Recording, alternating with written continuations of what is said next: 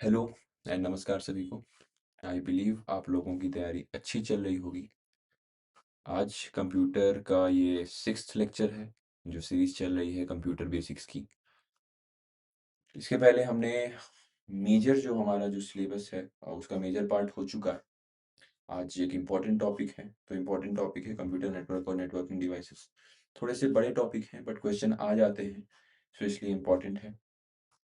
और इसके बाद बस मुझको लगता है एक लेक्चर में और हमारा जो कंप्यूटर का बेसिक्स है, थ्योरी जो है वो कंप्लीट हो जाएगी, जिसमें कंप्यूटर इंटरनेट है और वेब ब्राउज़र है। यही लास्ट में थ्योरी में बचता है। उसके बाद अलग-अलग लेक्चर में मैं एक में शॉर्टकट कीज़, एक में computer abbreviations and then invention and discoveries. उन 3 लेक्चर अलग-अलग के साथ हमारा जो पूरा सिलेबस है कंप्यूटर बेसिक्स का, वो कंप्लीट हो जाएगा। कई बार रिपीट कर चुका हूँ, बट एक बार फिर से बोल देता हूँ, जो मैं ये थ्योरी करा रहा हूँ, वो इनफ है इस एग्ज़ाम के लिए, सीयूईटी, पीजी, एलएलबी एग्ज़ाम के लिए।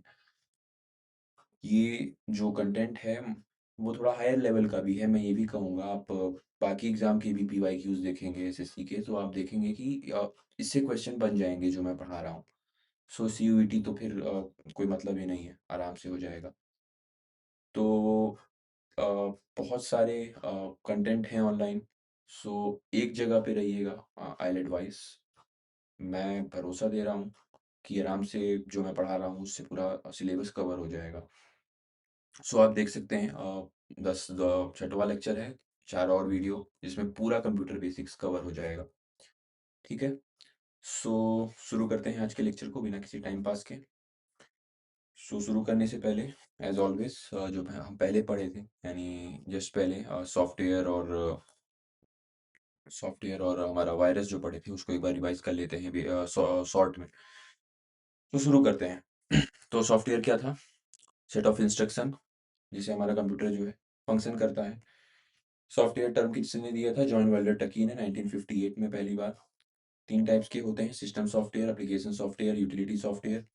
सिस्टम सॉफ्टवेयर बेसिक सॉफ्टवेयर जिसकी वजह से पूरा जो हार्डवेयर और आपके बीच में जो इस्टेब्लिश हो पाता है कनेक्शन, वो सिस्टम सॉफ्टवेयर की वजह से होता है। देन एप्लीकेशन सॉफ्टवेयर जिससे आप कम्युनिकेट करते हैं, वो बेसिस होता है, वो मतलब सिस्टम सॉफ्टवेयर की बेस पे होता है एप्लीकेशन सॉफ्टवेयर, और आप कम्युनिकेट करते हैं एप्लीकेशन सॉफ्टवेयर से। देन वो सिस्टम सॉफ्टवेयर के पास जाता है, सिस्टम सॉफ्टवेयर हार्डवेयर को यूटिलाइज करते हुए फिर आपको आउटपुट देता है।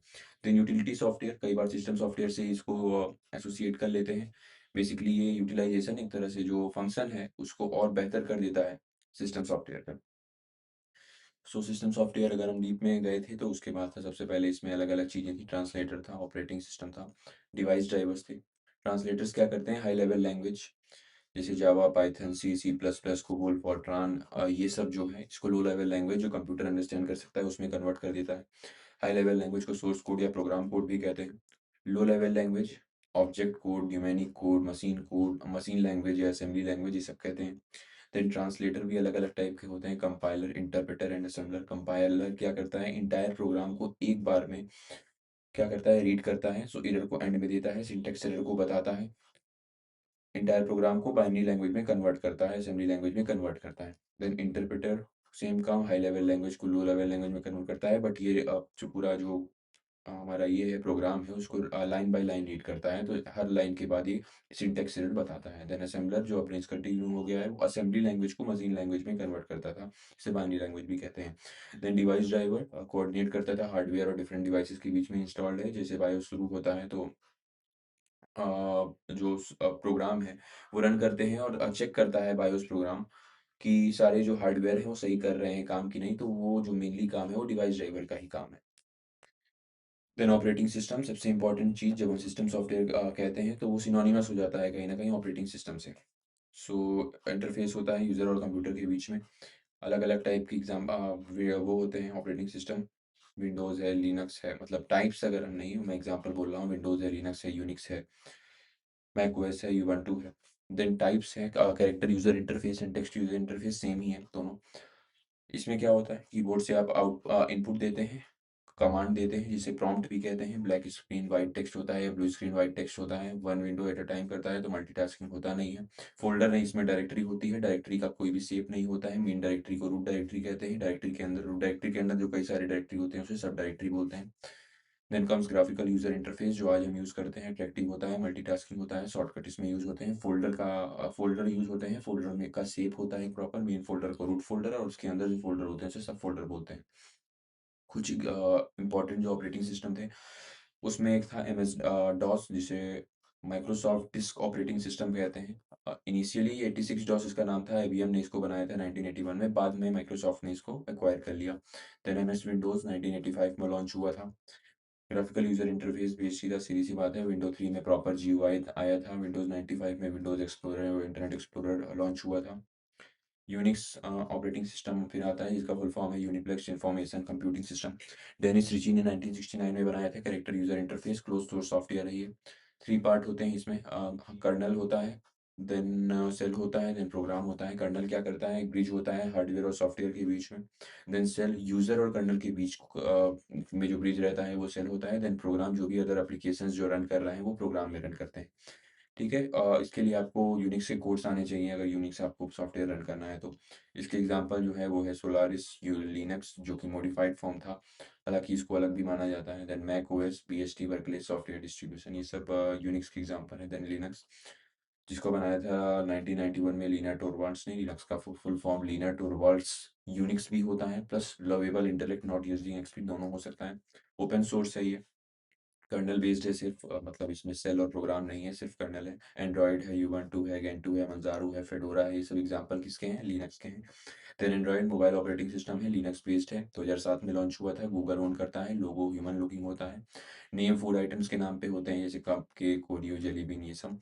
देन आईओएस एप्पल का है, ठीक है, यूनिक्स बेस्ड है। सब इम्पोर्टेंट अलग उसके बाद जो ऑपरेटिंग सिस्टम है जो इम्पोर्टेंट है, बाटा ओएस है, ब्लैकबेरी ओएस है, सिम्बियन ओएस है, विंडोज़ है, पाम ओएस है, वेब ओएस है। नहीं, क्लोज सोर्स ऑपरेटिंग सिस्टम और ओपन सोर्स हम पढ़े थे। क्लोज सोर्स ऑपरेटिंग सिस्टम वो होते हैं जिसका जो सोर्स कोड है वो पब्लिकली अवेलेबल नहीं होता है। प्राइवेट इंडिविजुअल उसको चेंज नहीं कर सकते हैं, आपको लाइसेंस परचेज करना पड़ेगा लेने के लिए उसको। प्रोप्राइटरी सॉफ्टवेयर भी इसको बोलते हैं इसलिए। इसके कुछ एग्जांपल है, Unix, MS Office, Corel Draw, Photoshop, Avast, Apple OS, Windows 10 antivirus. Then open source, जिसका सोर्स कोड पब्लिकली अवेलेबल है, तो आप अपने हिसाब से इसको मॉडिफाई कर सकते हैं। इसके एग्जांपल है Linux, Ubuntu, Android, SUSE, Mozilla Firefox, GIMP, Python.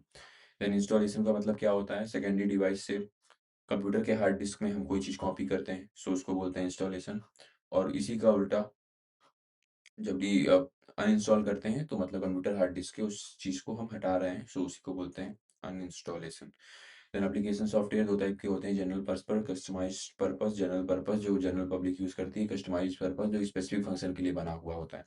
अलग-अलग सॉफ्टवेयर होते हैं, word processing, spreadsheet, presentation, educational, graphics, accounting and, ठीक है, वो एग्ज़ाम्पल देख लीजिएगा। और वैसे कल पढ़ाया था अच्छे से। यूटिलिटी सॉफ्टवेयर फिर, यूटिलिटी सॉफ्टवेयर सिंप्लीफाई कर देते हैं वर्क को, एफिशिएंसी बढ़ा देते हैं कंप्यूटर का। ट्रबल शूटिंग हो गया, एंटीवायरस हो गया, डिस्क एंड फाइल मैनेजमेंट हो गया, कंप्रेशन टूल्स हो गया, सब एग्ज़ाम्पल किसके हैं, यूटिलिटी सॉफ्टवेयर के।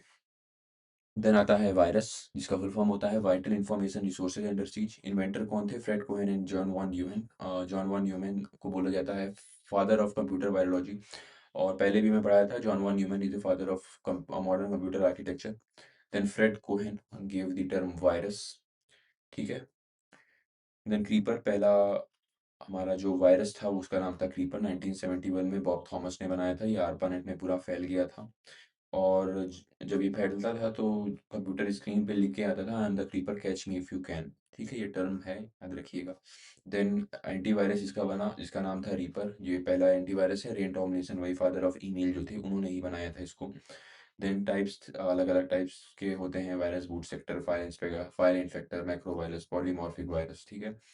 इसके एग्जांपल सब देख लीजिएगा, Michelangelo boot sector virus था, MyDoom C scale, Columbus Jerusalem, I love you virus, अलग अलग टाइप के, ठीक है। वायरस है तो एंटीवायरस होगा, जिस जो प्रोटेक्ट करता है वायरस को, सिस्टम सिस्टम को प्रोटेक्ट करता है वायरस से। इसके एग्जांपल देख लीजिएगा। देन कुछ अलग भी मैलवेयर सॉफ्टवेयर्स होते हैं, जैसे वॉर्म्स, जो कि सेल्फ रेप्लिकेटिंग होता है, अपने आप को मल्टीप्लाई करते जाता है। देन ट्रोजन्स जो होते हैं लेजिटिमेट लगते हैं, बट अंदर ही अंदर वो मैलिशियस होते हैं और कंप्यूटर को करप्ट करते हैं, सिस्टम को। देन रैंसमवेयर आपकी प्राइवेट फाइल को उठा लेते हैं और आपसे एक तरह से रैंसम डिमांड करते हैं कि आप इतना देंगे नहीं तो हम फाइल को आपकी लीक कर देंगे in public. Then spyware, adware जो आपको अनयूजुअल ऐड दिखते हैं आपकी एक्टिविटी को ट्रैक करते हुए, सो वो होती है स्पाईवेयर या एडवेयर। सो रिवाइज हो गया है। सो आज के टॉपिक को शुरू करते हैं। आज जो मेन हमारा है कंप्यूटर नेटवर्क है। तो कंप्यूटर नेटवर्क के पहले कंप्यूटर एक बार कम्युनिकेशन हम समझते हैं होता क्या है। ठीक है।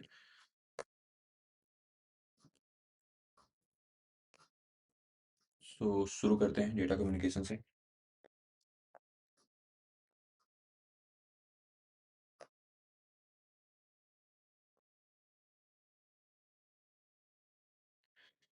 डेटा कम्युनिकेशन क्या होता है? ऐसा प्रोसेस जिसके थ्रू डेटा एक कंप्यूटर से दूसरे कंप्यूटर पे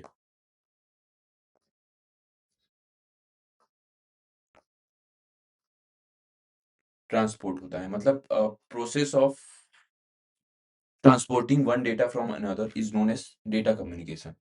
ठीक है। अब डेटा कम्युनिकेशन क्या हो गया? प्रोसेस हो गया। और ये जो दोनों के बीच में कंप्यूटर, दो कंप्यूटर के बीच में जो रिलेशनशिप है उसको बोलेंगे नेटवर्क।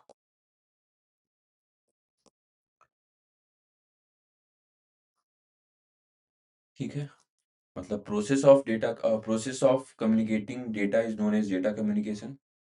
और जो दोनों के बीच में रिलेशनशिप है दो कंप्यूटर के बीच में जिनके बीच में डेटा कम्युनिकेशन हुआ है उसे बोलते हैं नेटवर्क। ठीक है। अब जो डेटा है वो सिग्नल्स के फॉर्म में ट्रांसमिट होता है। डेटा का जो ट्रांसमिशन है वो सिग्नल्स के फॉर्म में ट्रांसमिट होता है। डेटा पैकेट्स में सिग्नल्स के पैकेट्स होते हैं, वो ट्रांसमिट होता है एक जगह से दूसरे जगह। ठीक है, दो कंप्यूटर के बीच में। अब जो सिग्नल्स हैं वो मेनली तीन टाइप्स के होते हैं।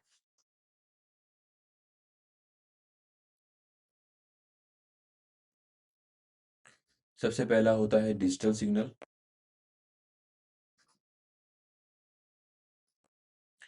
डिजिटल सिग्नल क्या होता है? ऐसा सिग्नल, मतलब डेटा जो है, इस डिजिटल सिग्नल में क्या होता है, डेटा जो है वो इलेक्ट्रॉनिक फॉर्म में वो होता है, एक्सचेंज होता है दो कंप्यूटर के बीच में। Exchange of data in electronic और बाइनरी फॉर्म। बाइनरी फॉर्म मतलब वही 0 1 वाला। ठीक है। डिजिटल सिग्नल सिंपली यही होता है। देन दूसरा एनालॉग सिग्नल होता है।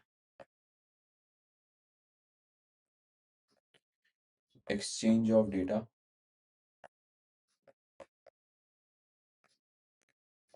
In the form of radio waves. ठीक है, यानी सिग्नल जो है डेटा पैकेट्स है वो रेडियो वेव्स के फॉर्म में एक्सचेंज होते हैं दो कंप्यूटर के बीच में, एनालॉग सिग्नल जिसको बोलते हैं।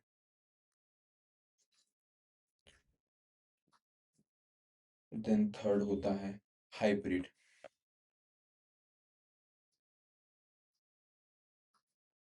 मिक्सचर ऑफ, सिंपली हाइब्रिड यहाँ भी लिखे देन मिक्सचर ऑफ बोथ, यानी mixture of both digital signal and analog signal.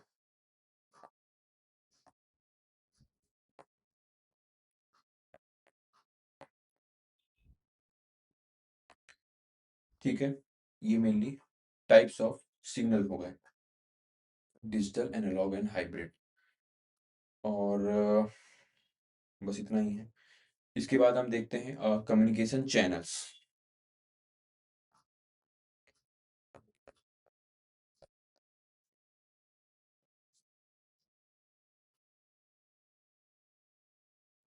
Communication channels का मतलब होता है डायरेक्शन जो भी होती है टू कनेक्टेड डिवाइसेस की, डेटा किस डायरेक्शन में ट्रांसपोर्ट हो रहा है उसी को बोलते हैं कम्युनिकेशन चैनल।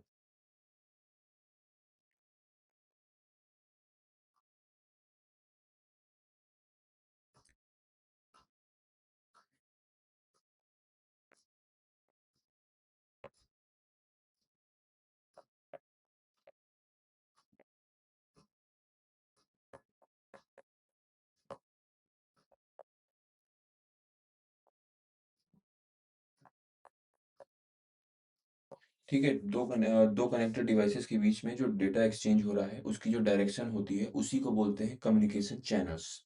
बेसिकली ये भी 3 टाइप्स के होते हैं। इसके टाइप्स की बात करें, सबसे पहला होता है सिंप्लेक्स चैनल। सिंप्लेक्स चैनल में क्या होता है? एक सेंडर है, एक रिसीवर है, ठीक है? तो डेटा जो है, सिर्फ़ एक डायरेक्शन में ट्रांसपोर्ट होगा, ठीक है? यूनिडायरेक्शन होगा। मतलब जैसे आप रिमोट देखते होंगे, आप रिमोट यूज़ करते हैं, तो रिमोट से आप टीवी को जब कंट्रोल कर रहे हैं, तो डेटा सिर्फ़ एक डायरेक्शन में कम्युनिकेट हो रहा है, ठीक है? टीवी रिमोट को कोई डेटा नहीं दे रही है कि रिमोट में कुछ हो रहा है, ठीक है? सो वो होता है सिंप्लेक्स चैनल। इसके अगर एग्ज़ाम्पल की बात करें तो रिमोट में जैसे बोला, ठीक है? टेलीविज़न होता है, टेलीविज़न में क्या है? टेलीविज़न सैटेलाइट से डेटा सिर्फ़ रिसीव कर रहा है, वापस उसको कुछ नहीं दे रहा है। रेडियो हो गया, रेडियो क्या करता है? रेडियो चैनल जो होते हैं, आपके पास रेडियो है, वो स्टेशन से सिर्फ़ डेटा रिसीव कर रहा है, वापस कुछ नहीं दे रहा है। देन कीबोर्ड है, माउस है, सिर्फ़ डेटा इनपुट कर रहे हैं वो, वापस उनको कुछ नहीं मिल रहा है। आप डेटा सिर्फ़ इनपुट कर रहे हैं कीबोर्ड से, आपको वापस नहीं मिल रहा है, कीबोर्ड कोई आउटपुट आपको नहीं दे रहा है, ठीक है? सो ये हो गया सिंप्लेक्स चैनल, जहाँ पे डेटा सिर्फ़ एक डायरेक्शन में ट्रैवल कर रहा है। उधर से कोई दूसरे साइड से कोई भी डेटा जो है ट्रैवल नहीं कर रहा है। सिंप्लेक्स के बाद आता है हाफ डुप्लेक्स।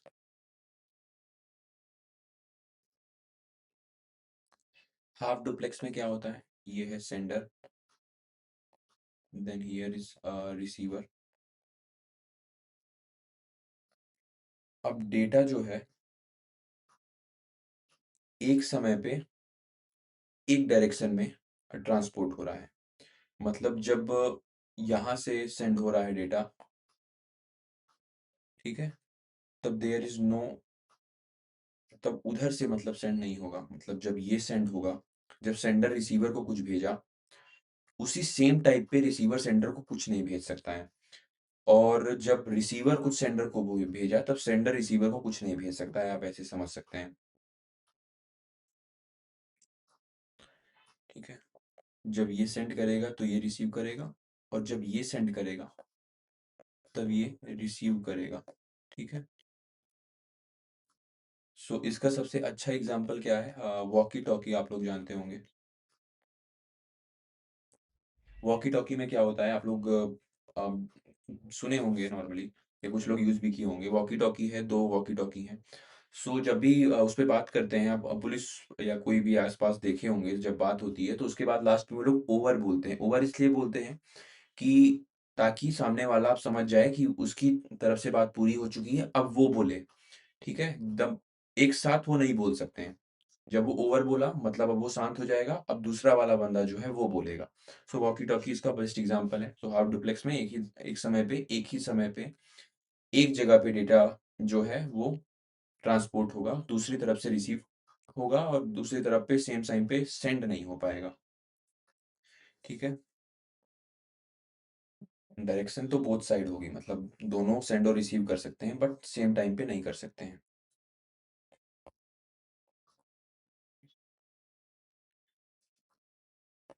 बोथ डायरेक्शन तो है, बट सेम टाइम नहीं है। देन आता है फुल डुप्लेक्स। इसमें सिंपली जैसे यहाँ था, सेम टाइम पे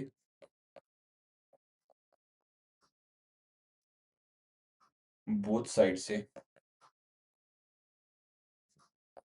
डेटा कम्युनिकेट हो सकता है,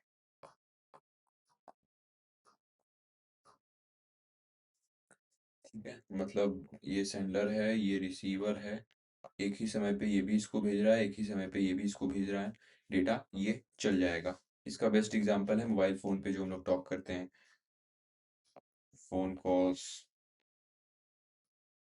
वीडियो कॉल्स एटसेट्रा, ये सब के सब एग्ज़ाम्पल किसके हैं? फुल डुप्लेक्स चैनल के, ठीक है? जहाँ पे एक समय पे एक ही साथ आप बात कर सकते हैं। विदाउट ये कि एक समय पे डेटा जो है क्या रुकेगा इसके लिए। क्या बोल रहा हूँ यार, मतलब फुल डुप्लेक्स में क्या होता है, एक ही समय पे सेम टाइम में दोनों तरफ से डेटा जो है ट्रांसपोर्ट हो सकता है। ऐसा नहीं है कि एक समय पे एक ही जगह पे होगा जैसे फुल डुप्लेक्स पे होता है। सो बोथ साइड भी डेटा कम्युनिकेट हो रहा है, सेम टाइम पे भी हो रहा है। सो वो होता है फुल डुप्लेक्स, जो हम डेली यूज करते हैं, फोन कॉल, वीडियो कॉल, इन सब पे। ठीक है। अब कम्युनिकेशन हो गया। अब आते हैं कंप्यूटर नेटवर्क, मेन टॉपिक पे।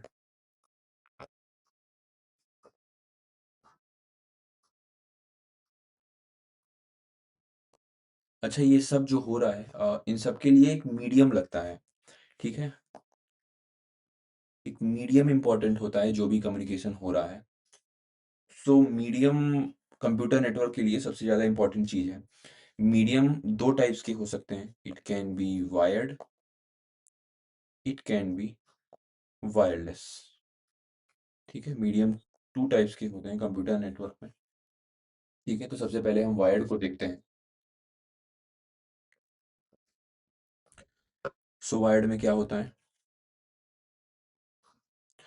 वायर्ड को हम लोग गाइडेड मीडिया भी बोलते हैं। गाइडेड मीडिया क्यों, क्योंकि फोकस्ड है, पता है डायरेक्शन कहाँ पे जानी है। ठीक है। वायर्ड है as the name suggest, wire का यूज होगा, वायर कॉपर, मेनली कॉपर का होता है, बट टिन सिल्वर किसी का भी हो सकता है। ठीक है। अब वायर्ड में हम टाइप्स की बात करें, सो तीन टाइप्स के होते हैं। सबसे पहला होता है twisted pair, twisted pair cable. ठीक है।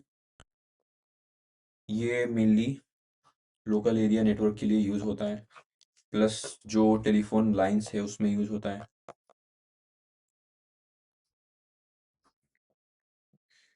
ठीक है। और डेटा जो है एनालॉग और डिजिटल सिग्नल दोनों रिसीव कर सकता है, मतलब ये डिजिटल एंड एनालॉग दोनों के दोनों टाइप्स के सिग्नल्स को रिसीव कर सकता है ट्विस्टेड पेयर केबल। ठीक है। उसके अलावा ट्विस्टेड पेयर में एज सच कुछ इंपॉर्टेंट नहीं है, मोस्टली सबसे ज़्यादा यूज़ यही होता है क्योंकि थोड़ा चीप होता है। ठीक है। देन कोएक्सियल केबल, जो केबल टीवी आप लोग देखे होंगे जो वायर होता है, वो होता है कोएक्सियल केबल। ठीक है। सेम इसमें भी एनालॉग और digital both signals could be received.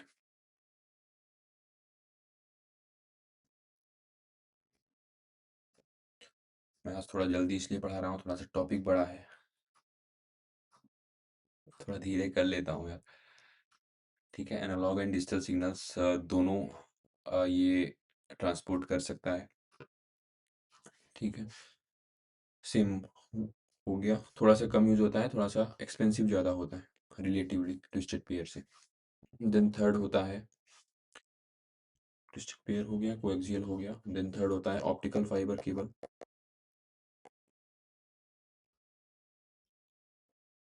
ये एक तरह का ग्लास या स्पेशल टाइप की प्लास्टिक से बना होता है, प्लास्टिक फाइबर से।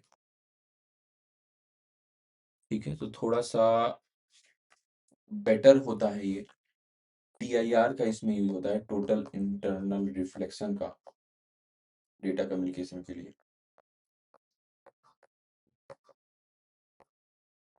ठीक है। टीआईआर का यूज होता है डेटा कम्युनिकेशन के लिए। उन दोनों के कंपैरिजन में ये फास्टर होता है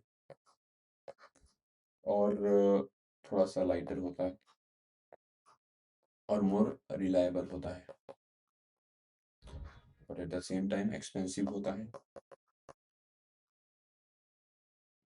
और इसके अलावा लॉन्ग डिस्टेंस कम्युनिकेशन के लिए ऑप्टिकल फाइबर केबल का ही यूज़ किया जाता है।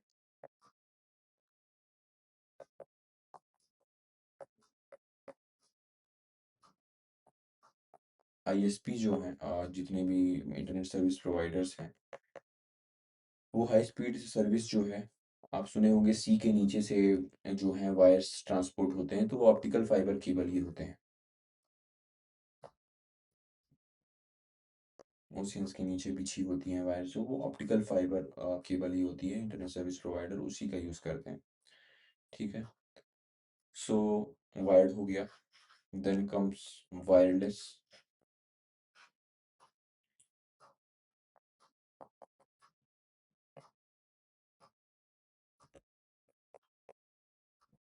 इससे जैसे उसको बोलते थे गाइडेड मीडिया, इसे बोलेंगे अनगाइडेड मीडिया।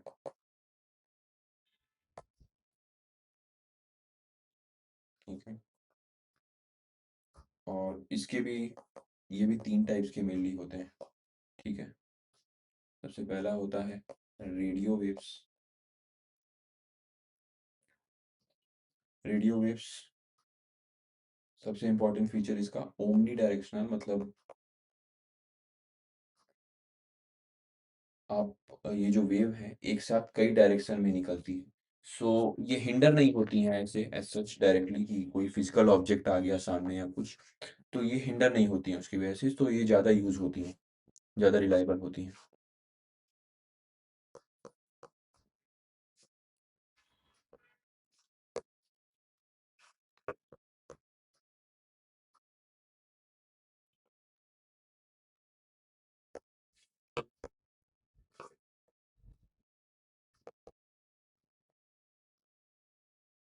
मतलब ये फिजिकल ऑब्जेक्ट को एक तरह से पियर्स कर सकती हैं, आर पार कर सकती हैं। इनको कोई उससे फ़र्क नहीं पड़ेगा कि फिजिकल ऑब्जेक्ट आ गया तो क्या रेडियो वेव्स उसको पार कर पाएंगे कि नहीं, रेडियो वेव्स आराम से कर लेंगे। ठीक है। जो भी इसके जो एग्जांपल हैं, उसके अलावा लॉन्ग डिस्टेंस कम्युनिकेशन के लिए यूज़ होता है ये, क्योंकि ओमनी डायरेक्शनल होती हैं, एक साथ कई डायरेक्शन में जा सकती हैं। सो लॉन्ग डिस्टेंस कम्युनिकेशन के लिए रेडियो वेव्स का यूज़ होता है।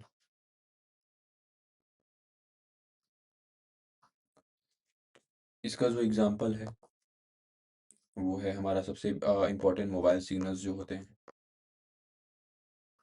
कहीं भी चले जाइए थोड़ा कम हो जाता है, फ्रीक्वेंसी अलग चीज़ है, बट नेटवर्क आता है, एफएम रेडियो। ठीक है। रेडियो से रेडियो याद ही रहेगा। देन दूसरा है इंफ्रारेड वेव्स। इंफ्रारेड वेव्स क्या होती है, यूनी डायरेक्शनल होती हैं, मतलब एक समय पे एक ही डायरेक्शन में मूव करती हैं।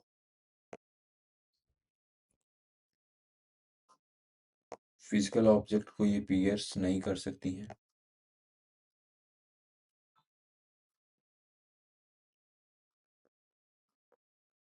नहीं कर सकती हैं फिजिकल ऑब्जेक्ट को पियर्स इंफ्रारेड वेव्स। ठीक है। इसका जो सबसे अच्छा एग्जांपल है, रिमोट आप लोग देखे होंगे, टीवी का रिमोट आप गलती से उसके आगे हाथ लगा दीजिए तो काम नहीं करता है। अलग अलग टाइप के रिमोट हैं, टीवी के हैं, कार के हैं। ठीक है। एसी के हैं। वो इसका एग्जांपल है, बेस्ट एग्जांपल है इंफ्रारेड वेव का। Then comes microwaves. माइक्रोवेव्स होती है हाई फ्रीक्वेंसी,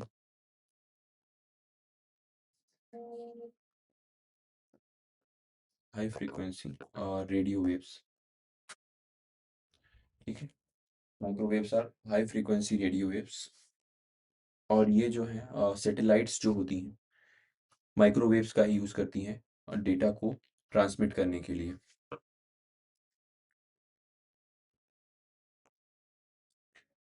सैटेलाइट हो गया, रिमोट सेंसिंग।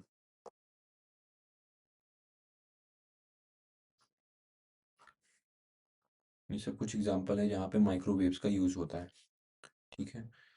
अब सैटेलाइट यूज़ कर रही हैं तो सीधी सी बात है, पॉइंट टू पॉइंट कम्युनिकेशन ये प्रोवाइड करेंगी।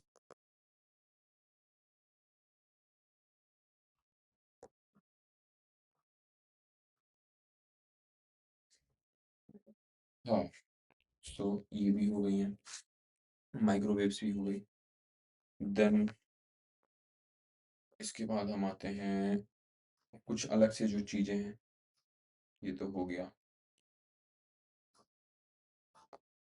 वाईफाई आप लोग जानते हो।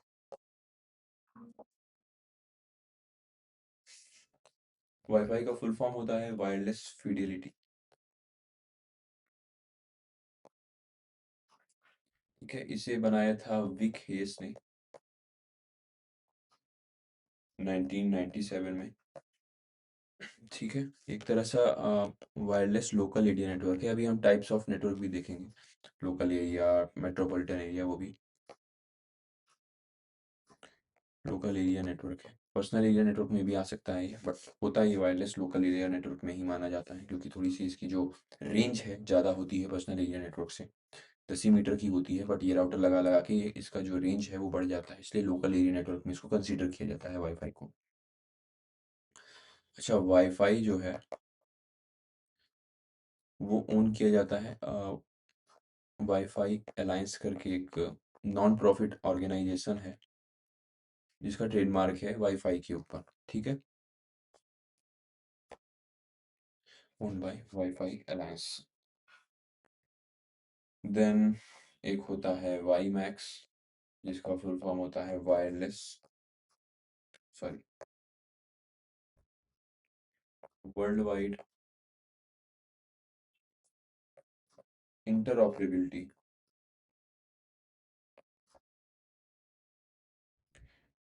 For microwave access.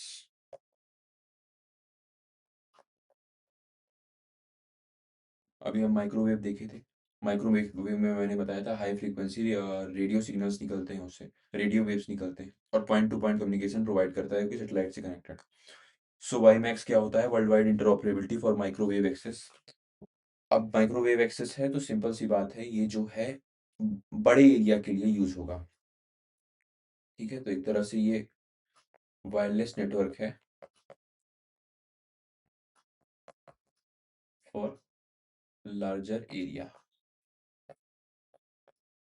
ठीक है, सिंपली यही है। देन मुझको लगता है इतना इनफ है इसके लिए। अब हम अपने मेन टॉपिक पे आ जाते हैं, कंप्यूटर नेटवर्क जो हम पढ़ रहे थे। अब हम देखते हैं टाइप्स ऑफ कंप्यूटर नेटवर्क।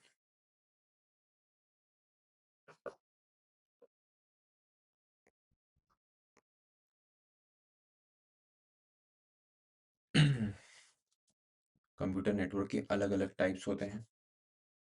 ठीक है, जैसे सबसे पहला जो है वो है local area network, LAN।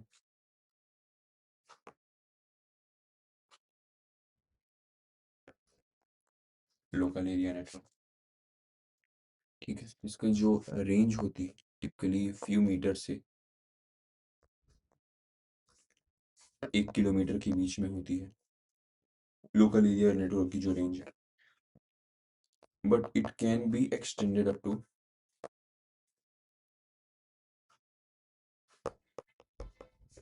10 kilometre. अगर आपको क्वेश्चन आ रहा है और MCQ है और उसमें 1 से लेके 10 तक का ऑप्शन आ रहा है, पूछ रहा है रेंज क्या है, तो आपको एक 1 किलोमीटर पे ही जाना है, सबसे पहले याद रखिएगा। मैक्सिमम जो है 10 किलोमीटर तक एक्सटेंड किया जा सकता है। हालांकि कई मानते हैं उसको कि वो मेट्रोपॉलिटन एरिया नेटवर्क में चला जाएगा। थोड़ा डिबेटेबल क्वेश्चन है, बट 1 किलोमीटर, फ्यू मीटर से 1 किलोमीटर आप सेफ रेंज मानेंगे। मैक्सिमम रेंज पूछ लेता है तो वो 10 तक जा सकता है। ठीक है, यूज़ कहाँ होता है ये? ऑफिसेज हो गया, सोसाइटीज़ हो गई,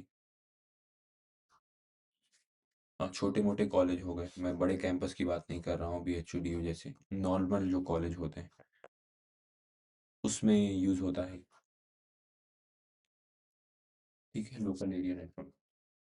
देन दूसरा है MAN, यानी metropolitan area network. Metropolitan area network as the name suggest, metropolitan areas यानी बड़े शहर या टाउन के लिए यूज़ होता है।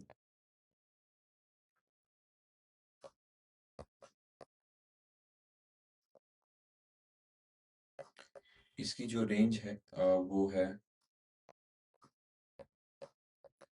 5 to 50, 5 to 50 किलोमीटर्स के बीच में इसकी रेंज है मेट्रोपॉलिटन एरिया नेटवर्क की। ठीक है, सिटी में यूज़ होता है, that's it. Then comes wide area network, van.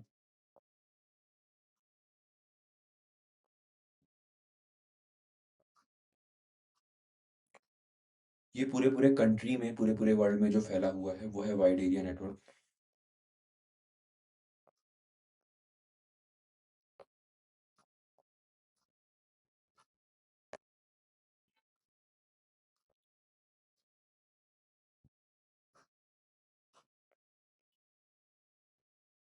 ठीक है? So internet is an example of this. Internet is the best example of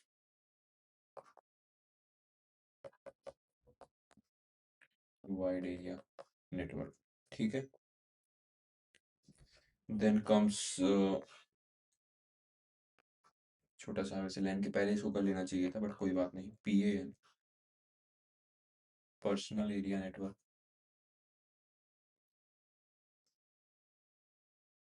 वही मतलब छोटा-सा 10-15 मीटर इसकी रेंज होती है, 10 मीटर्स तक। इसके बेस्ट एग्ज़ाम्पल हैं ब्लूटूथ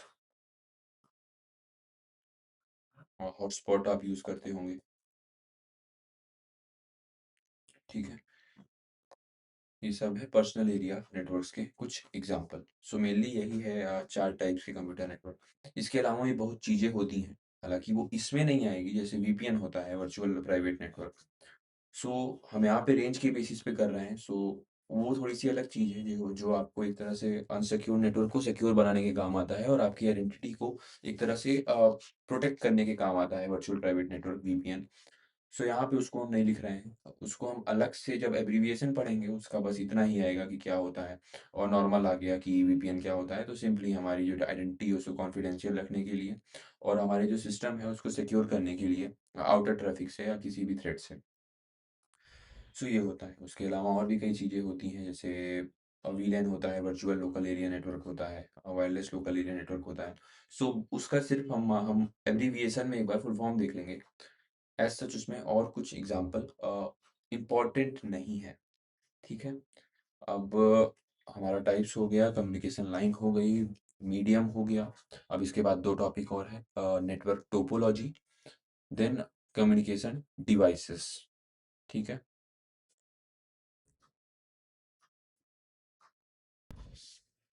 सो अब जो हमारा टॉपिक है वो है नेटवर्क टोपोलॉजी। मैं लिख देता हूँ।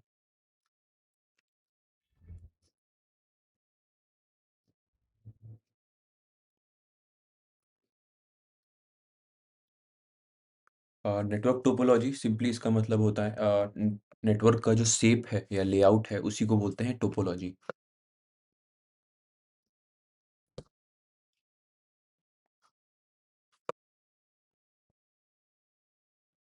अलग-अलग टाइप्स के होते हैं, हम डिस्कस करते हैं। मेनली 6 टाइप्स के होते हैं, ठीक है? सबसे पहला है बस topology.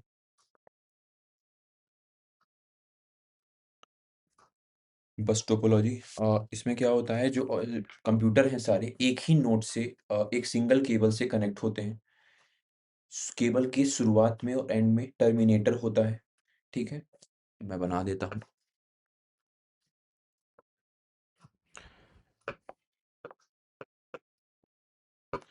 Computer, computer, computer, computer, computer, computer, computer हैं ये सब। C2, C3, C4, C5, C6, last में टर्मिनेटर्स होते हैं,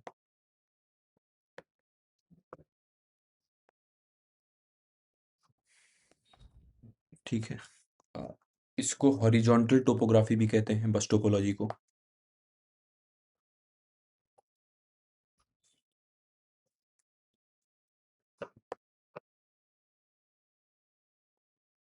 अभी हम जो मीडियम देखे थे उसमें वायर्ड में कोएक्सियल केबल थे, जो मेनली ये जो केबल होती है वो कोएक्सियल केबल होती है, जनरली जो यूज़ होती है। वही केबल वाली टीवी केबल वाली। कोएक्सियल केबल का यूज़ होता है इसमें जनरली, ठीक है? और सिंगल केबल से ही कनेक्ट रहते हैं सारे कंप्यूटर। सो इसके पॉजिटिव क्या है, मतलब एडवांटेजेस क्या हैं? जो है ये थोड़ा-सा ईज़ी होता है इसके कनेक्शन और डेटा जो है दोनों साइड से ट्रांसमिट हो सकता है और चीपर भी होता है स्मॉल एरिया के लिए।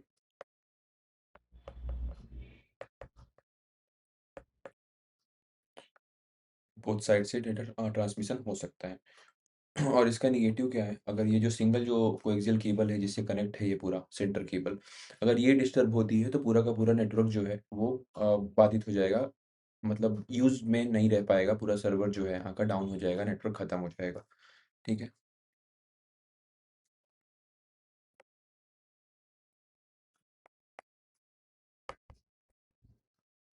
Problem in central cable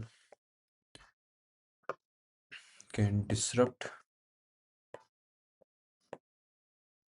whole network, ठीक है? मेनली यही है। देन बस टोपोलॉजी के बाद आती है star topology.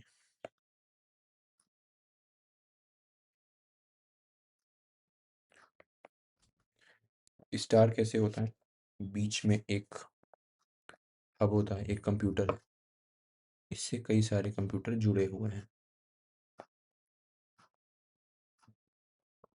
C3, C4, C5। जो ये बीच वाला कंप्यूटर है इसको बोलते हैं हब या फिर होस्ट कंप्यूटर,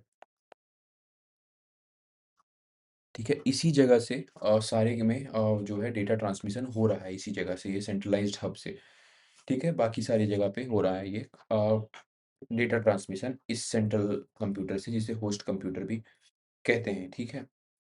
सबसे मोस्ट वाइडली यूज्ड यही होता है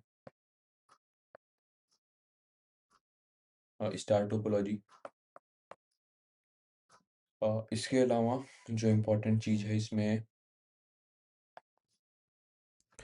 होस्ट कंप्यूटर इस कंप्यूटर को नेटवर्क दे रहा है, देन C1 को मान लीजिए, देन C1 भी C को दे रहा है, तो बाई डायरेक्शनल है।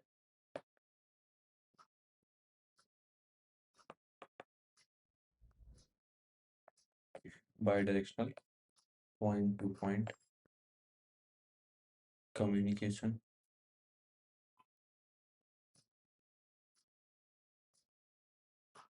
सब बाहर चला गया है, कोई नहीं, कम्युनिकेशन लिखा हुआ है कुछ, वहाँ अलग से कुछ भी नहीं है, ठीक है? इसका जो एग्जांपल है जो भी टिकटिंग सिस्टम होती है एयरलाइन की या ट्रेन की, उस जगह पे यूज़ होता है, या कोई कंपनी है जहाँ पे एक सेंट्रल सर्वर होता है, उस जगह से डेटा सब जगह आ रहा है। सो कुछ एग्जांपल हैं इसके, ठीक है? ऑनलाइन रिजर्वेशंस हो गए, ऑफिसेज़ हो गए, बैंक्स में सेंट्रल सर्वर होता है, तो वहाँ पे यही स्टार टोपोलॉजी का यूज़ होता है। एक सेंट्रल सर्वर होता है, वहाँ से सारे अलग-अलग उसमें होता है ट्रांसमिट होता है डेटा। इसका पॉजिटिव क्या है कि एक हब से ही सारे डेटा जो है कई जगह पे ट्रांसमिट हो जा रहा है। नेगेटिव क्या है? कोई भी मतलब अगर सेंट्रल जो हब है यानी होस्ट कंप्यूटर में अगर प्रॉब्लम आती है तो पूरा का पूरा नेटवर्क जो है वो डिसरप्ट हो जाएगा। ठीक है? मैं लिख नहीं रहा हूँ, आप लोग नोट्स में पढ़ लीजिएगा। मैं लिख नहीं रहा हूँ, खाली बोल दे रहा हूँ। स्टार टोपोलॉजी हो गई, देन आती है ring topology.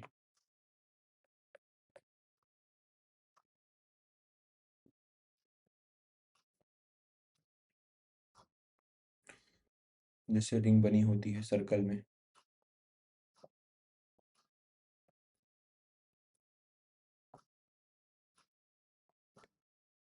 C1, C2, C3, C4, C5 ऐसे रिंग, मतलब सर्कुलर बना हुआ है, सब एक दूसरे से कनेक्टेड है। डेटा जो है एक ही डायरेक्शन में ट्रांसपोर्ट होगा, ये नहीं होगा कि अगर C1 से चल रहा है तो C1 से C2 जाएगा, देन C3 जाएगा, मतलब डायरेक्शन जो होगा एक ही होगा। एक समय पे ऐसा नहीं है कि उधर से भी ट्रांसपोर्ट हो रहा है, उधर से भी ट्रांसपोर्ट हो रहा है, यानी एक समय पे या तो क्लॉकवाइज या एंटी क्लॉकवाइज। अगर मैं वैसे बता रहा हूँ क्लॉकवाइज एंटी क्लॉकवाइज तो बोलना सही नहीं होगा, बट मैं समझाने के लिए बोल रहा हूँ, ठीक है? सो डेटा कम्युनिकेशन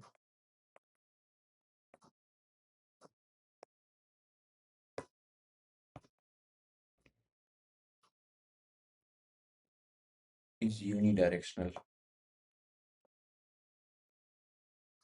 ठीक है? उसके अलावा जो ईच डिवाइस है वो रिपीटर का काम करती है। रिपीटर मेनली मैं बता रहा हूँ,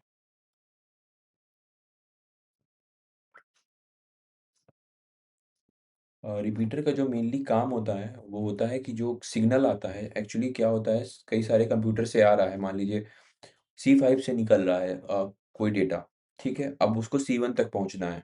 वो मान लीजिए क्लॉकवाइज़ एंटी क्लॉकवाइज़ मूव करते हुए आ रहा है। ठीक है?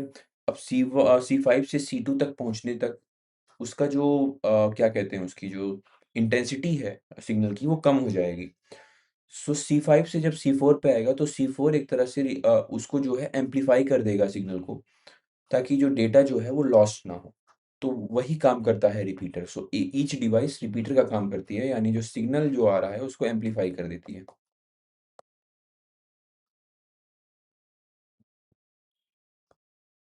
रिपीटर जो है वो सिग्नल को एम्प्लीफाई कर देता है और आगे को फॉरवर्ड कर देता है। इसके अलावा इसका जो मेन डिसएडवांटेज क्या है? पॉजिटिव क्या है कि आपस में सब कनेक्टेड हैं, तो एक को भी डेटा चाहिए होगा तो वो किसी से भी ले सकता है।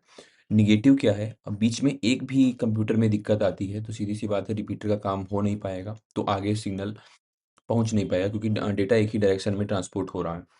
सो एक भी कंप्यूटर में प्रॉब्लम आती है तो पूरा का पूरा वो डिस्टर्ब हो जाएगा नेटवर्क। ठीक है, रिंग टोपोलॉजी हो गई। देन फोर्थ है मेश टोपोलॉजी।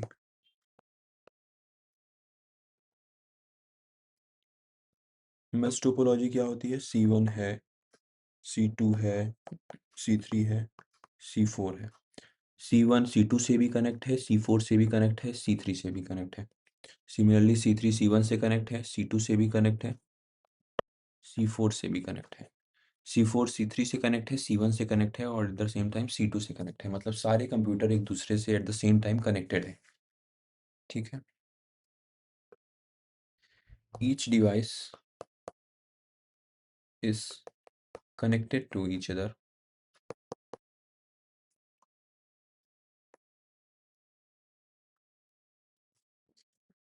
मतलब एक डिवाइस से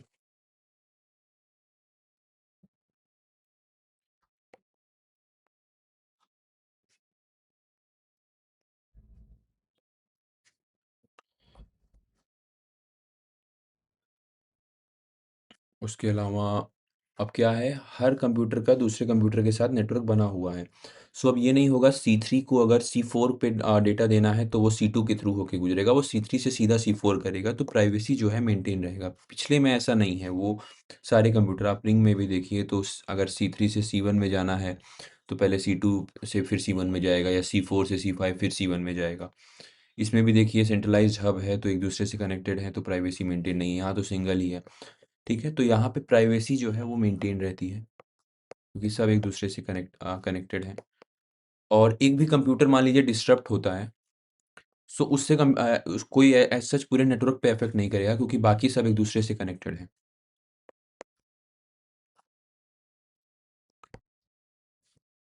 single failure does not affect whole network.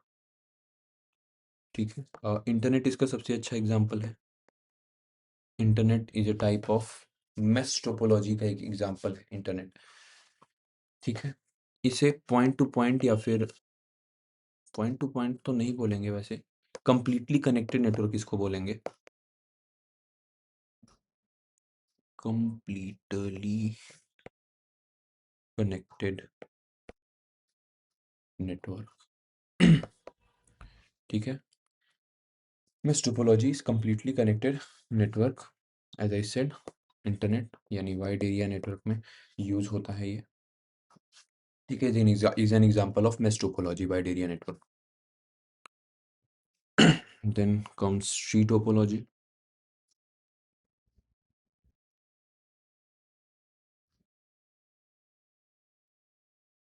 Tree topology basically bus topology plus star topology का मिक्सचर होता है। बस है मान लीजिए ये, computer computer computer computer, then computer के नीचे कई कंप्यूटर, तो इतना क्या बन रहा है, ये है स्टार टोपोलॉजी। और ये वाला जो है ये है बस टोपोलॉजी। तो बस और स्टार टोपोलॉजी का जो मिक्सचर है उसको बोलते हैं ट्री टोपोलॉजी। ठीक है, नेटवर्क ट्री की तरह लिखता है, और यहाँ पे जो केबल है वो ट्विस्टेड पेयर केबल का यूज होता है।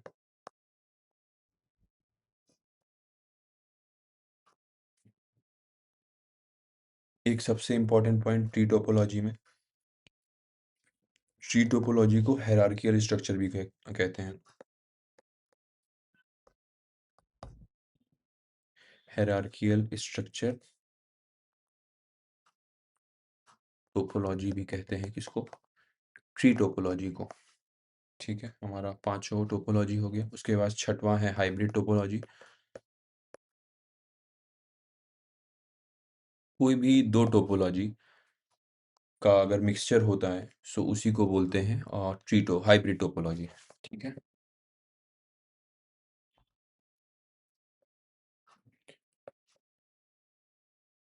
मिक्सचर या इंटरकनेक्शन ऑफ टू और मोर टोपोलॉजीज रिटन अबव। ठीक है, जितने भी ऊपर मेंशन्ड हैं उसमें से जो भी दो या दो से ज़्यादा को मिक्स करके जो बन रहा है टोपोलॉजी उसे बोलते हैं हाइब्रिड टोपोलॉजी। ठीक है, सो टोपोलॉजी भी इसी के साथ खत्म होता है। अब इसके बाद हमारा जो इम्पोर्टेंट टॉपिक है, टोपोलॉजी से क्वेश्चन आ जाता है, मतलब आ नहीं जाता है, टोपोलॉजी इम्पोर्टेंट है और बहुत कुछ है भी नहीं, आराम से हो जाएगा। बहुत छोटा सा टॉपिक है, पढ़ लीजिएगा, नेटवर्क का बहुत इम्पोर्टेंट टॉपिक है। देन इसके बाद आता है आज का last topic, most important topic भी इसको बोल सकते हैं। इससे क्वेश्चन तो आपको मिलेगा ही, मतलब पहले भी आया है, इस बार भी आ सकता है। इसको बोलते हैं नेटवर्क डिवाइसेस। अच्छा, नेटवर्क डिवाइसेस पढ़ने से पहले एक बार ओएसआई हम समझ लेते हैं। ओएसआई का फुल फॉर्म होता है ओपन सिस्टम इंटर कनेक्शन। इसको आईएसओ ने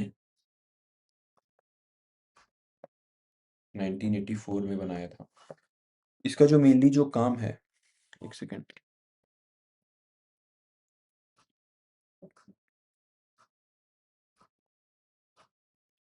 सॉरी, ओएसआई का जो मेनली काम है वो ये है कि डेटा कैसे कंप्यूटर से दूसरे कंप्यूटर में ट्रांसपोर्ट होगा, उसका मतलब स्ट्रक्चर क्या होगा, उसका प्रोसेस क्या होगा, डेटा कैसे ट्रांसपोर्ट होगा एक कंप्यूटर से दूसरे कंप्यूटर के बीच में। ठीक है, वही बताता है ओएसआई। ओएसआई 7 लेयर का होता है। There are 7 layers in OSI. ठीक है, उन लेयर का नाम भी मैं बता देता हूँ, इम्पोर्टेंट है ये, एकदम डायरेक्ट आ सकता है। ये नीचे से ऊपर होती है, सो व्हेन आई से सबसे ऊपर है एप्लीकेशन लेयर। ये है 7 नंबर की layer. Then presentation layer,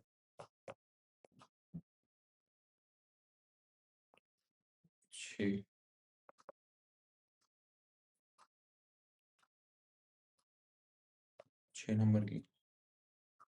then session layer 5th number पे है। देन ट्रांसपोर्ट लेयर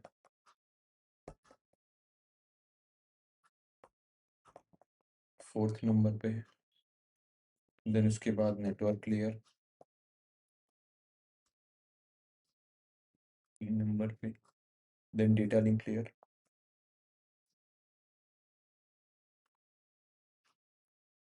2 नंबर पे। देन फिजिकल लेयर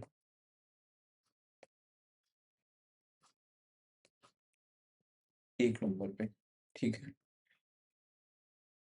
सिंपली अगर वैसे एक्सप्लेन कर दूं, वैसे ये बहुत ब्रॉड टॉपिक है, बट ऊपर ऊपर से एक्सप्लेन कर दूं तो एप्लीकेशन लेयर सिंपली क्या होता है, जिससे आप कम्युनिकेट करते हैं एप्लीकेशन पे, आप जिससे डेटा मांगते हैं या जिस पे एंटर करते हैं, एप्लीकेशन लेयर पे किए। देन प्रेजेंटेशन लेयर पे वो जो डेटा दिए हैं वो एक तरह से इनक्रिप्ट होगा और ट्रांसलेट होगा। देन सेशन लेयर उसको बताएगी किस जगह पे ट्रांसपोर्ट करना है, ठीक है, location. Then transport layer transport का काम करेगी उस डेटा को वहाँ तक पहुँचाने तक। फिर उसके बाद आती है network layer, data link layer और फिजिकल लेयर। नेटवर्क लेयर क्या करती है, वो एक तरह से लोकेशन जो है उसको एन्क्रिप्ट करती है। मैं एकदम स्पेसिफिक आपको बता देता हूँ। नेटवर्क लेयर आईपी एड्रेस जो है, स्पेसिफिक रूट जो होता है, जहाँ पे जाना है वो बताती है।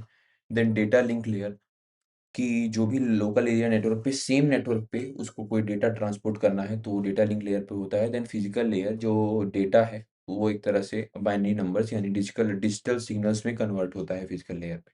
सबसे बेसिक यही है। सो आप जब डेटा दे रहे हैं सो एप्लीकेशन लेयर से फिजिकल लेयर आई, देन वो डेटा आपको मिला तो वो फिर फिजिकल लेयर से एप्लीकेशन लेयर पर फिर वो आपके पास पहुंचेगा। इसमें कुछ अंदर जानने जैसा कुछ नहीं है। बस एक चीज़ और जान लीजिए, ये जो शुरुआत की देन है एप्लीकेशन, प्रेजेंटेशन और सेशन लेयर, ये है सॉफ्टवेयर लेयर्स,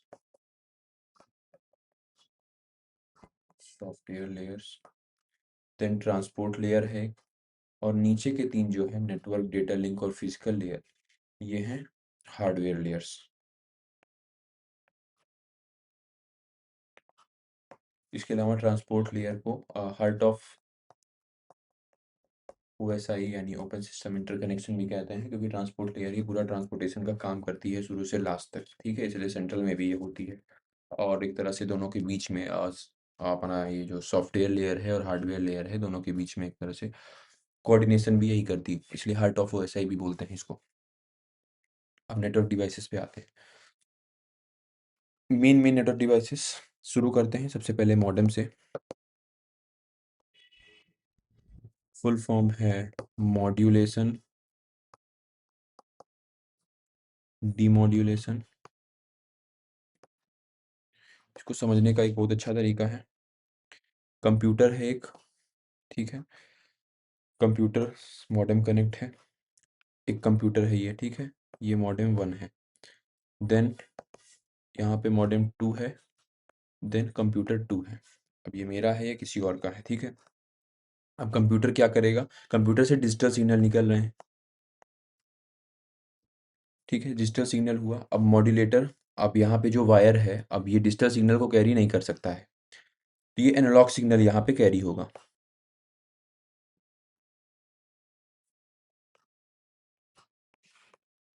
ठीक है? सो डिजिटल है, ये एनालॉग सिग्नल है। अब एनालॉग सिग्नल M2 के पास पहुंचा, देन M2 क्या करेगा? उसको फिजिकल डिजिटल सिग्नल बनाएगा ताकि कंप्यूटर टी उसको रीड कर पाए। सो डिजिटल से पहले एनालॉग बना, इस प्रोसेस को बोले मॉड्यूलेशन।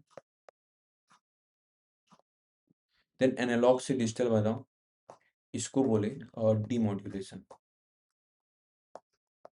ठीक है? तो ऐसे याद करिए, डिजिटल से एनालॉग बना, सो modulation DAM।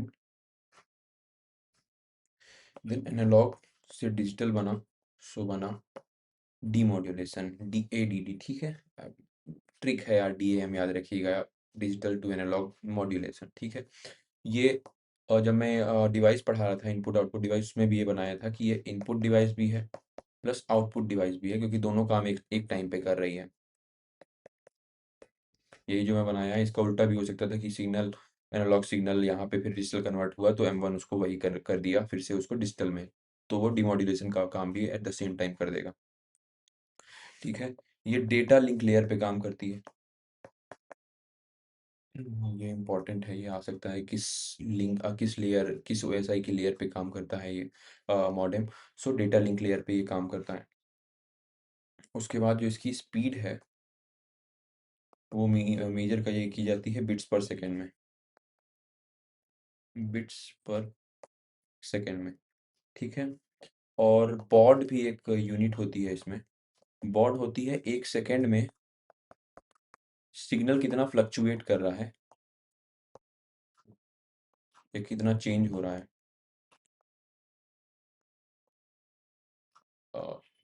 Signal flux 1 second में कितना सिग्नल फ्लक्चुएट कर रहा है, चेंज कर रहा है, उसी की बॉड कहते हैं। BAUD लिखा है ये, थोड़ा अच्छे से लिख दो। स्पीड से कंफ्यूज मत होइएगा, मेरे नोट्स में थोड़ा ये गलत लिखा हुआ है कि बॉट भी कहते हैं बिट्स पर सेकंड। स्पीड होती है बिट्स पर सेकंड में मॉडेम की, बट बॉट जो होता है वो 1 सेकंड में कितना सिग्नल चेंज हो रहा है उस डेटा का, उस कनेक्शन में, वो होता है बॉड, ठीक है? और ऐसे जिसमें कुछ बचा तो नहीं है, ठीक है? तो मॉडेम में बस इतना ही आपको जानना है। बिट्स पर सेकंड में स्पीड डेटा लिंक लेयर पे काम करता है। मॉड्यूलेशन किसे बोलते हैं, डीमॉड्यूलेशन किसे कहते हैं, दैट इज़ इट। ये इनपुट डिवाइस भी है, आउटपुट डिवाइस भी है, प्लस नेटवर्क डिवाइस भी है। तो पढ़ रहे हैं वो तो क्लियर ही है। ठीक है। देन मॉडेम के बाद आता है राउटर। राउटर क्या करता है, आईपी एड्रेस का आप जानते होंगे, इंटरनेट प्रोटोकॉल एड्रेस। सो आईपी एड्रेस को कौन चेक करता है, राउटर चेक करता है। राउटर तो आप सब लोग जानते होंगे, जो वाईफाई जिससे कनेक्ट होता है, देखेंगे भी प्रॉपर्टी में तो उसमें आईपी एड्रेस लिखा रहता है। सो राउटर जो है वही आईपी एड्रेस चेक करता है। उसके अलावा ये नेटवर्क लेयर ऑफ ओएसआई पे काम करता है।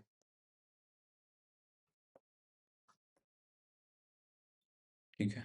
इसे इंटर नेटवर्किंग डिवाइस भी कहते हैं। कई सारी डिवाइसेस को कनेक्ट करता है।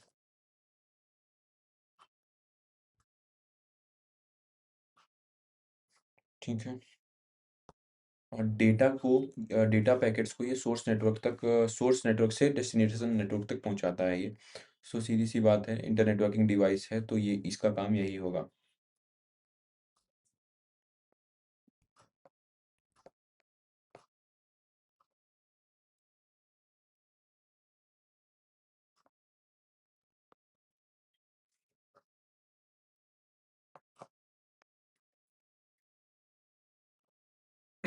ठीक है। और रूट सेटअप और सबसे इम्पोर्टेंट जो आ जाता है, राउटर का काम क्या होता है, use to transport data packets from one computer to another.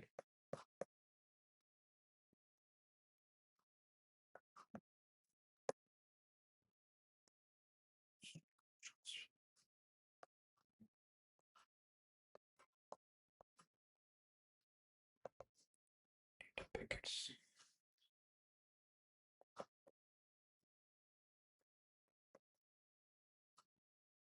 To और मोर कंप्यूटर के बीच में डेटा पैकेट्स को ये ट्रांसफर करता है। ठीक है, कौन, router. Network layer of OSI पे काम करता है, आईपी एड्रेस इसी पे होता है, इंटर नेटवर्किंग डिवाइस भी इसको बोलते हैं।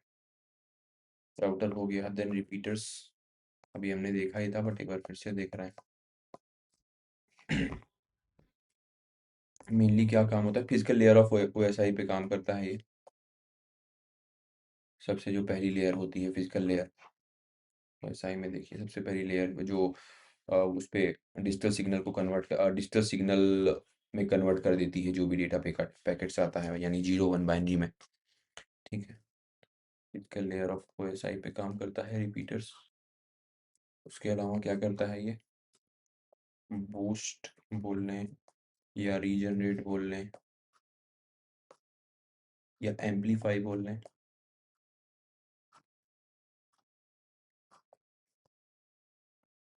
Data signal. ठीक है। सिंपल सी बात है, लो लेवल सिग्नल को हाई लेवल सिग्नल में कन्वर्ट कर देगा।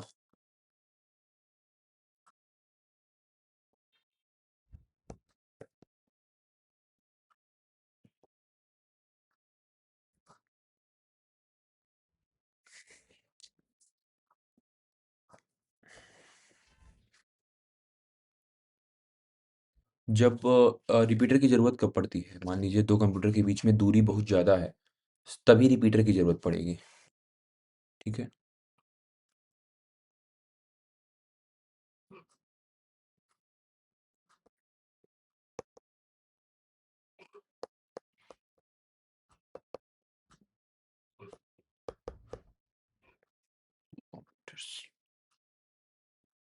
ठीक है। इसके बाद आता है hub. Physical layer of OSI पे ये भी काम करता है।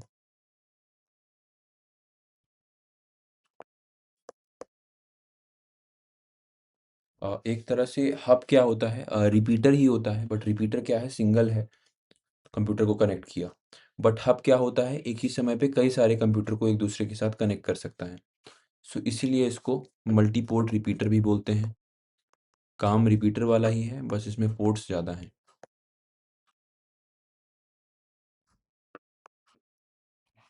ये नॉन इंटेलिजेंट डिवाइस है।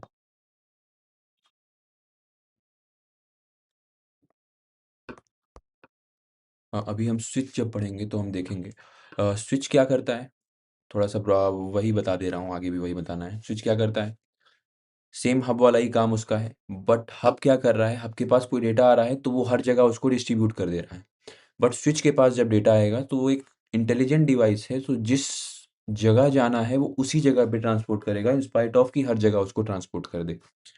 ठीक है? तो हब जो है नॉन इंटेलिजेंट डिवाइस है, तो डेटा जो है वो हर जगह पे ट्रांसपोर्ट कर देगा, तो प्राइवेसी थोड़ी-सी कॉम्प्रोमाइज़ हो जाएगी।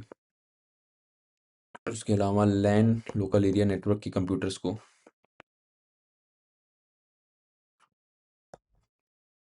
Connected together with the help of hub. ठीक है? अब हब से कई सारे कंप्यूटर कनेक्ट हो गए। अब और ज़्यादा कंप्यूटर को कनेक्ट करने हैं तो हम 2 हब को जोड़ देते हैं, उसी को बोलते हैं डेज़ी चेनिंग।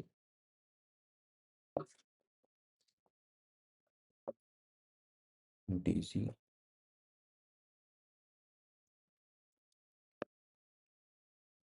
चेनिंग क्या होता है?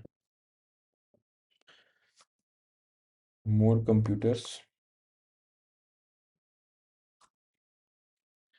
Can be added by connecting one more hub at the same time. ठीक है? एक ही समय पे एक और हब जोड़ के और सारे कंप्यूटर कुछ हम कनेक्ट कर दिए तो उसी को बोल देते हैं डेज़ी चेनिंग। ठीक है?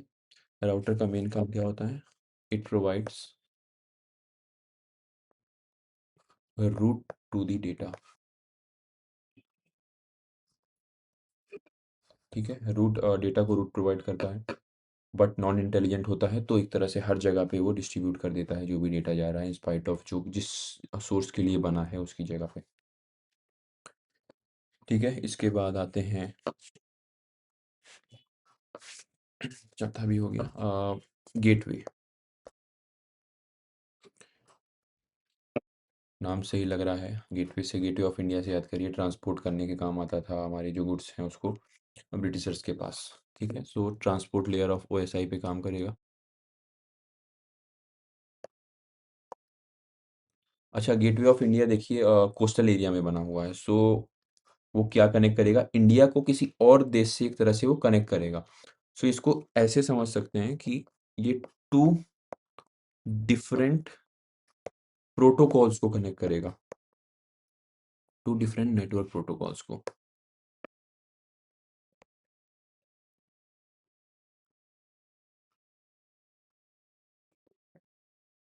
Connected together.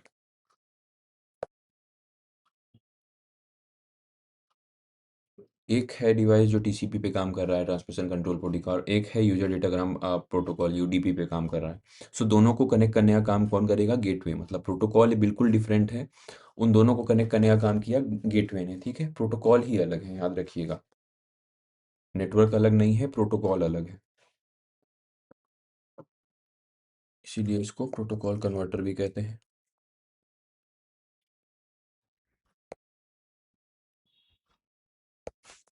ठीक है? गेटवे में बस इतना ही है। उसके बाद आते हैं ब्रिज।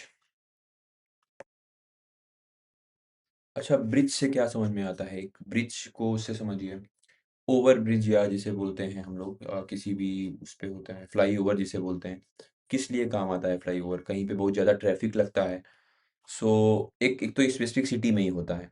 ठीक है? ऐसा नहीं है दो सिटी को अलग अलग नहीं कनेक्ट कर रहा है, एक सिटी के एक एरिया को दूसरे एरिया से कनेक्ट करता है ब्रिज। सो इसको ऐसे समझ सकते हैं, ब्रिज क्या करेगा, two different local area network को कनेक्ट करेगा, लेकिन उनका प्रोटोकॉल सेम रहेगा, याद रखिएगा।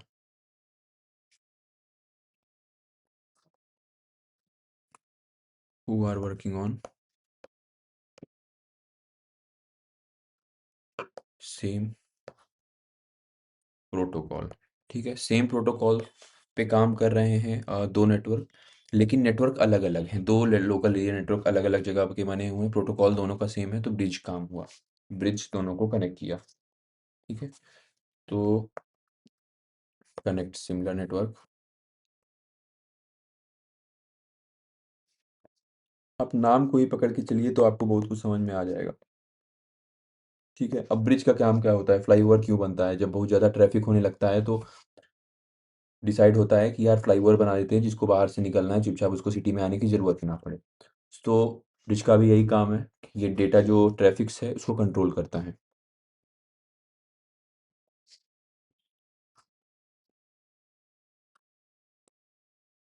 ये क्वेश्चन एकदम डायरेक्ट आ सकते हैं कि डेटा ट्रैफ़िक्स को कौन कंट्रोल करता है, वो है ब्रिज। सिग्नल नेटवर्क को कौन कनेक्ट करता है, वो है bridge. Same 2 different local area network को कौन कनेक्ट करता है, जो सेम प्रोटोकॉल पे काम करते हैं, वो है ब्रिज। 2 डिफरेंट प्रोटोकॉल को कौन कनेक्ट करता है, वो है गेटवे। ठीक है? तो याद रखिएगा, हाँ, ये डेटा लिंक लेयर पे काम करता है, ऊपर लिख देता हूँ। Data link layer of OSI पे ये काम करता है। देन हमारी लास्ट डिवाइस जो आज की है, वो है स्विच। ये भी डेटा लिंक लेयर पे काम कर रही है। इंटेलिजेंट डिवाइस है। जब हब पढ़ रहा था तभी मैं बताया। स्विच को मल्टीपोर्ट ब्रिज भी कहते हैं।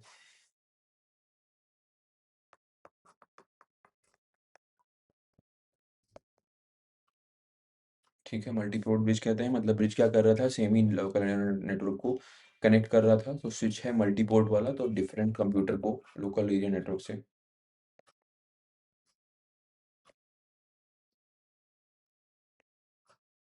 कनेक्ट्स डिफरेंट कंप्यूटर्स,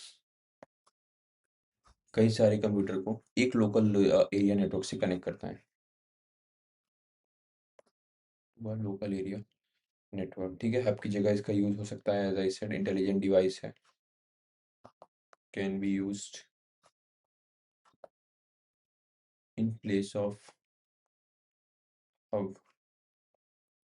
ठीक है। आईपी एड्रेस को कौन चेक कर रहा था, राउटर। मैक एड्रेस को कौन चेक करेगा,